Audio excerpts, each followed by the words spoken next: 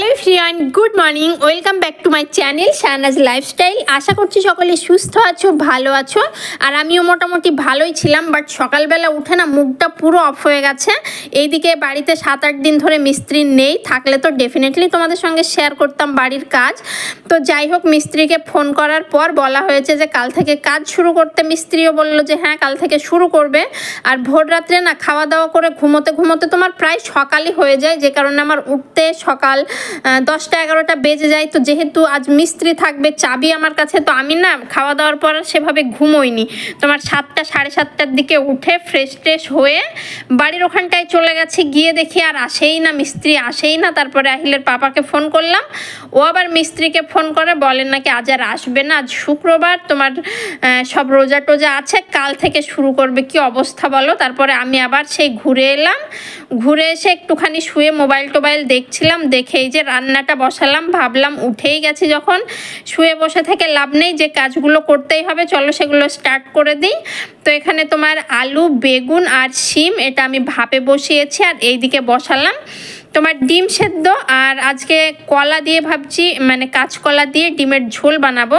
আর কাঁচকলা যে আহিলের কি পছন্দ সেটা তো ওর মুখ থেকেই তোমরা শুনেছো। ওর নাকি কাঁচকলা খেতে মাছের মতো লাগে, শুধু ওর বলে নয়, আমারও কিন্তু এই কাঁচকলা খেতে ভীষণ ভালো লাগে।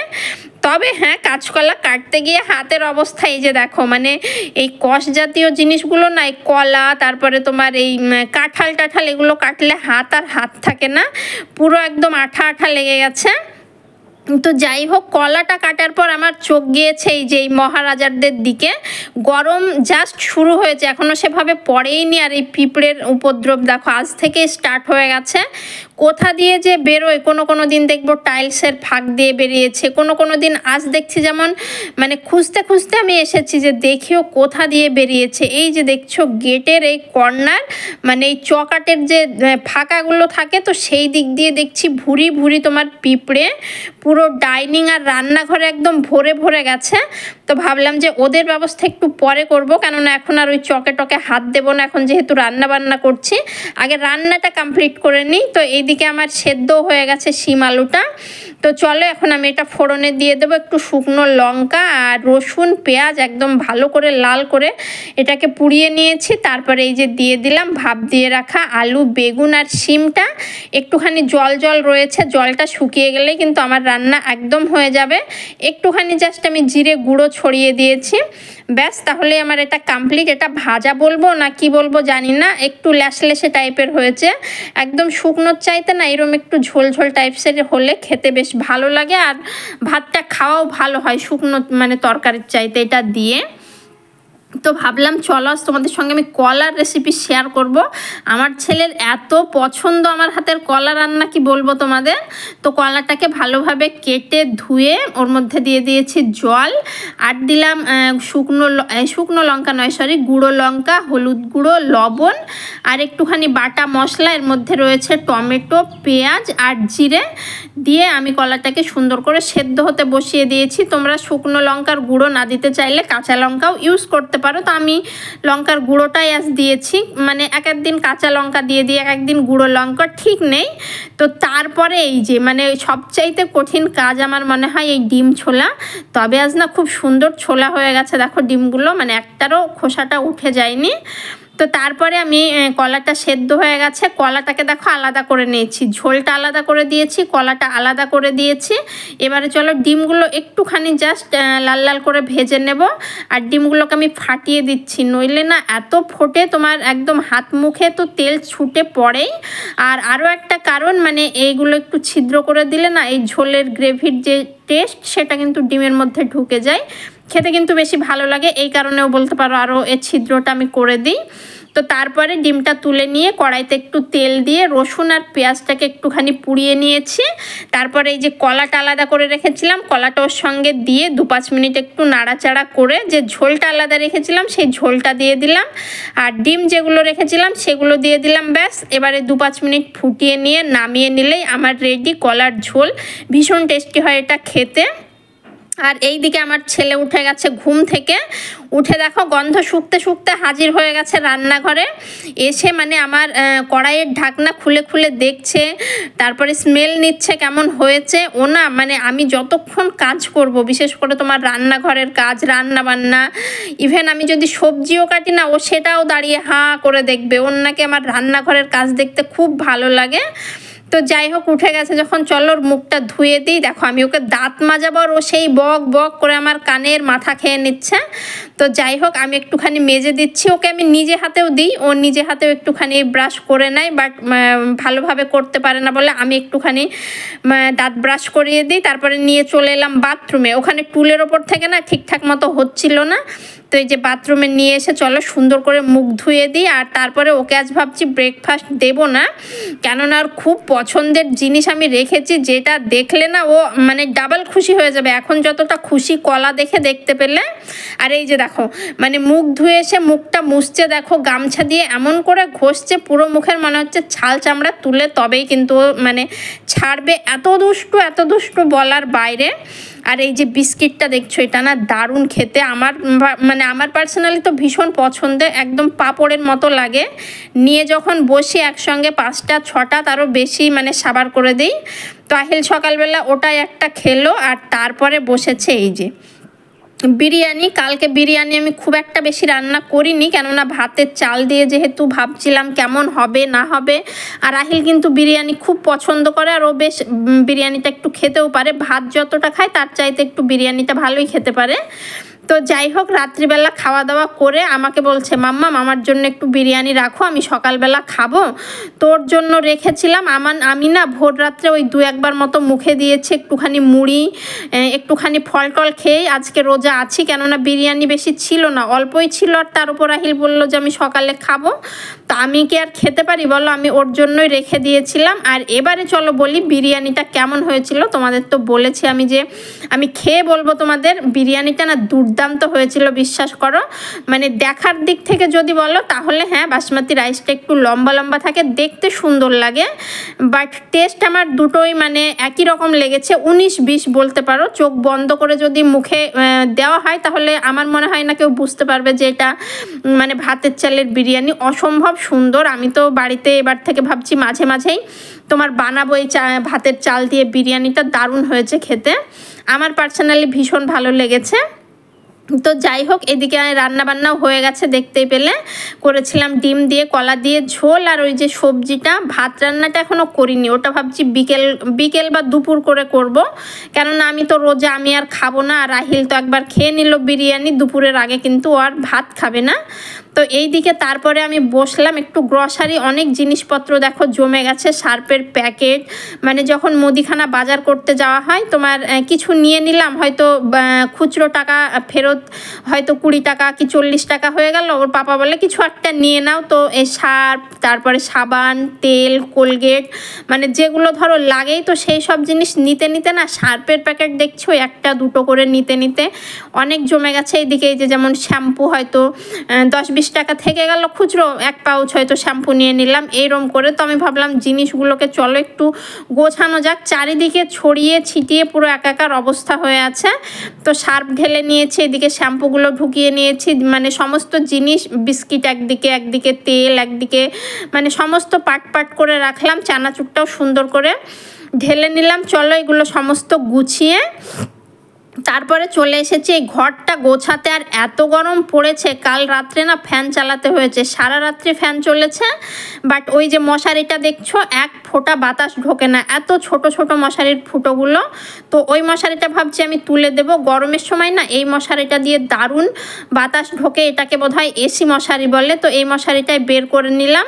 আর এত মশার উপদ্রব, তোমার যে মশারিটা মানে মশারি না টাঙিয়ে ঘুমোবো তার তো কোনো উপায়ই নেই।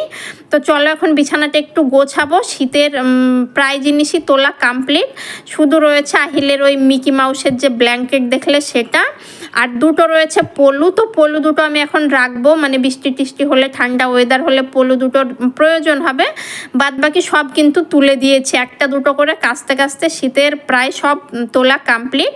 আর এইদিকে বেডশিটটাও আজ তুলে নিলাম, মানে তুলবো করে তোলাই হয় না, দেখবে হুট করে মানে কোনো দিন দেখবে কাজ হয়ে যায়, করব না বা করার ইচ্ছে থাকে না, তাও দেখবে আচমকা হয়ে যায়। সেই সমস্ত কাজগুলোই ভালো, মানে প্ল্যান করে করতে গেলে না দেখবে ঠিকঠাক হয় না। তো কাঁচা একটা বেডশিট পেতে নিলাম। আর এইদিকে দেখছো কত জিনিস কাচার বেরিয়েছে। প্রথমে ভাবলাম যে আজ কাচবো না, রেখে দিই, তো পরে আবার ভাবলাম এই এতগুলো জিনিস কোথায় কোথায় ঘুরে বেড়াবে, তার চাইতে আমি কেচেই দিই, একটুখানি রোজা আছি তো একটুখানি কষ্ট হয়ে যাবে এই আর কি। তো এইদিকে ভেজাতে গিয়ে তোমার এক ধামা করেছিলাম সার্ফের জল, বাট এই জিনিসগুলোতে এত সার্ফের জল টানে, মানে এই ব্ল্যাঙ্কেট বলো, তারপরে আহিলের নিচে শোয়ার একটা ছিল, তো এইগুলো 2-3টে ভেজাতে গিয়েই পুরো এক ধামা জল টেনে নিয়েছে। আর এই দিকে তারপরে আমি ভিজিয়ে ভাবলাম যে এবার ঘর দোরটা ঝাড়ু দিয়ে নেই। এসে আমার ঘর দেখে পুরো মাথায় হাত, ও যে কখন খেলনাগুলো বের করে পুরো মেঝেতে চৌকিতে ঢেলে এগুলো নিয়ে খেলাধুলো করছে। তো এখানে এখন বসে থেকে লাভ নেই, ওকে বললাম তাড়াতাড়ি খেলনাগুলো তোলো আমার এই ডাইনিংটা আর ঘরটা ঝাড়ু দিতে দিতে। মানে কি বলবো, ওকে বারণ করি যে এই খেলনা টেলনা ঢালবি না আমার ঝাড়ু দেওয়ার সময়, বিশেষ করে ওর খেলাও হয় না, শুধু ঢালা আর তোলাই হয়। তোমার হয়তোবা 2-10 মিনিট খেলেছে কি ঠিক নাই, তো এখন তুলতে তোমার 1 ঘন্টা লাগাবে, মানে একটা করে তুলবে একটু করে খেলবে, একটা করে তুলবে একটু করে খেলবে। তো আমি ভাবলাম চলো আমি বাদবাকি যে কাজ আছে, এই যে রান্নাঘরে বাসন টাসন প্রচুর জমে রয়েছে, রান্নাঘরটা একটু ক্লিন করব, তো এইগুলো চলো করে নিই। মানে কাজের মধ্যে ডুবে থাকলে না সময়টা সত্যিই তাড়াতাড়ি কেটে যায়। আর যখন দেখবো শুয়ে আছি, বসে আছি, মোবাইল দেখছি, বিশ্বাস করো মানে সন্ধ্যার টাইম আসতেই চায় না। আর কাজের মধ্যে ঢুকে থাকলে না কাজ করতে করতেই তোমার 2-3টে বেজে যায়, তারপরে হয়তো স্নান টান করে 2 ঘন্টা রেস্ট নিতেই কিন্তু ইফতার খোলার সময় হয়ে যায়। তো যে কারণে একটু কাজের মধ্যে ডুবে থাকতে পছন্দ করি। শুধুমাত্র এই জামা কাপড় কাচাকুচোর কাজটা যেদিন থাকে না সেদিন একটুখানি কষ্ট হয়ে যায় এই আর কি। তবে হ্যাঁ, কষ্ট হলেও যখন দেখি যে চারিদিক গোছানো টিপটপ পরিষ্কার, তখন না মনটা এমনিতেই ভালো হয়ে যায়। আমার মনে হয় এই কাজ যদি আমি একটুখানি ফেলে রাখি না, আমার মনটা সারাদিন খুঁতখুত করে, তার চাইতে একটু কষ্ট করে কাজটা করে নেওয়াই বেটার। তো রান্নাঘরটা সুন্দর করে পরিষ্কার করে আহিলকে স্নান করিয়ে দিয়েছি, এখনও কিন্তু আমার অনেক কাজ পড়ে রয়েছে, তো ভাবলাম ওকে চলো স্নানটা করিয়ে দিই। আর এত রৌদ্র, এখন আর ওই ঘরটাতে বসার উপায় নেই, এখন আমরা দুপুরবেলা করে এই ঘরটাতেই ওঠা বসা, আহিলকে ঘুম দেওয়া সমস্ত কিছু এই ঘরে।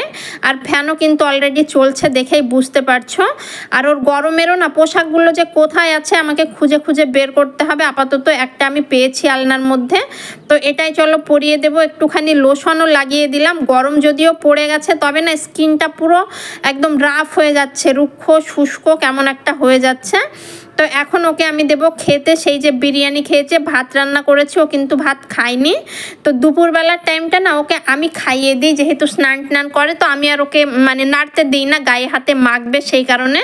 তো আজ যে ওকে খাইয়ে দেবো সেই সময়টা কিন্তু আমার নেই। ওইদিকে জামা কাপড় দেখতে পেলে ভিজিয়ে রেখেছি। ইভেন ঘর বলতে আমাকে ডাইনিং আর রান্নাঘরটাও মুছতে হবে, মানে ফ্লোরটা এখনও মোছা হয়নি। ঘরগুলো যেহেতু কাল মুছেছি, আজ না মুছলেও চলে যাবে, বাট এগুলো মুছতে আমার অনেক টাইম লেগে যাবে, যে কারণে ওকে নিজে হাতেই দিলাম। ও খাচ্ছে, আর এই যে মানে ফুল কদমে ফ্যান চলছে দেখতেই পেলে। তো যাই হোক, ওকে খেতে দিয়ে আমি সোজা চলে এসেছি বাথরুমে। আর এসে যখন এগুলো আমি একটা একটা করে তুলছি, এর ওয়েট যে কত হয়েছে তোমার, মানে ভেজানোর আগে যদি 2 কিলো থাকে, তো মানে ভেজানোর পর মনে হচ্ছে যেন 10 কিলো। আর এইগুলো কাচতে গিয়ে পুরো হাঁপিয়ে গেছিলাম, বিশ্বাস করে। একটা করে কাচছিলাম আর 10 মিনিট করে রেস্ট করছিলাম। আমার রোজা মুখে এগুলো করা মানে ঠিক হচ্ছে না, সেটা আমি বুঝতে পারছি, বাট ওই যে পড়ে থাকলেও না আমার মানে মনটা মানে না, যে কারণে আমার কষ্ট হোক তবুও আমি করে নেব। তো তারপরে স্নান টান করে এলাম ছাদে, আর রোদ্রের যা তাপ, ওরে বাপরে বাপ, মানে কি বলবো তোমার, কখন আমি মানে ওটা মেলে ছায়াতে পালাবো সে আমার চিন্তা। একে তো গামছা দিয়ে চোখ মুখ ঢেকেছি, পুরো গা হাত পা মনে হচ্ছে পুড়ে ছাই হয়ে যাচ্ছে, এত তাপ। তো কালকে যে ব্ল্যাঙ্কেটটা কেচেছিলাম যদিও ঘর থেকে শুকিয়ে গেছে, তবে ভাবলাম তুলে রাখবো, যেহেতু রোদ্রে রাখি একটুখানি গরম হোক তারপরে রাত্রের দিকে তুলে দেবো। আর এই যে মশারি, এটা মেলার সাধ্য আমার নেই, তো যাই হোক এটা কুড়িমুড়ি করে জাস্ট তারের উপর ঝুলিয়ে দিলাম। এমনিতে একটু বাতাস পেলে না 1 ঘন্টার মধ্যে মশারি শুকিয়ে যাবে। আর ছাদে এসে দেখি পুরো ছাদ জুড়ে জামা কাপড়, আপারাও সমস্ত কিছু মানে লেপের কাভার, ব্ল্যাঙ্কেট, লেপ টেপ সব তুলে রাখবে, যেহেতু গরম পড়ে গেছে বুঝতেই পারছো। তো এইদিকে বেডশিট টেডশিট আবার নিয়ে নিচে চলে এলাম, কেননা ছাদে মেলার আর জায়গা নেই। এসে এই যে বেডশিটটাকে দিয়ে দিয়েছি সুন্দর করে ডাইনিংয়ে, আর রাহিলের জামা প্যান্টগুলো দিয়ে দিলাম এই জানালাতে, সুন্দর রৌদ্র রয়েছে। আর আমি না আহিলকে বলে গেছিলাম ঘুমোতে, ও কি করছে তোমাদের দেখাবো। আর আমি না কাজ করার সময় এই যে আমার ফোন, এই ফোনে কিন্তু গানটা চালিয়ে রাখি, গান চলে একদিকে আর একদিকে কিন্তু আমি কাজ করি, আমার ভালো লাগে কেন জানি না। তো প্রায় 3টে বাজতে যায়, আর চলো এবার তোমাদের দেখাই। এই যে আমাকে আসতে দেখে দেখো নড়ছিল, চুপ করে শুয়ে গেছে, যেন ঘুমিয়ে গেছে, আমি যেন কিছুই বুঝতে পারছি না। তো যাই হোক, যেই না আমি ডেকেছি আহিল বলে, আর এমনি উঠে গেছে। কি দুষ্টু কি দুষ্টু, মানে ওর মতো দুষ্টু এই ভারতে একটা আছে কি, মানে সন্দেহ। তো যাই হোক চলো আজকের ভিডিওটা এখানেই শেষ করছি, দেখা হবে নেক্সট কোনো ভিডিওতে। ততক্ষণ পর্যন্ত ভালো থেকো, সুস্থ থেকো, আর আমার ভিডিওটা যদি ভালো লেগে থাকে লাইক কমেন্ট শেয়ার করে দিও। টাটা।